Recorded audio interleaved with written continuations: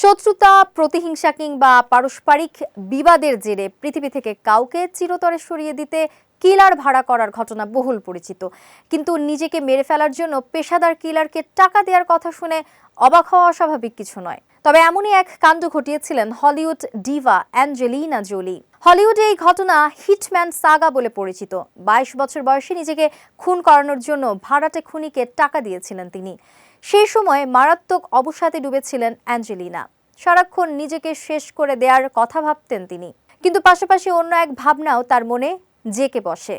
একটি ইন্টারভিউয়ে তিনি বলেছিলেন, আমি মরে যেতে চাইতাম, কিন্তু আমার মনে হতো আমি যদি নিজেকে শেষ করে দেই তাহলে আমার মা কিংবা কাছের মানুষদের মনে হতো যে তারা আমার জন্য যথেষ্ট নয়।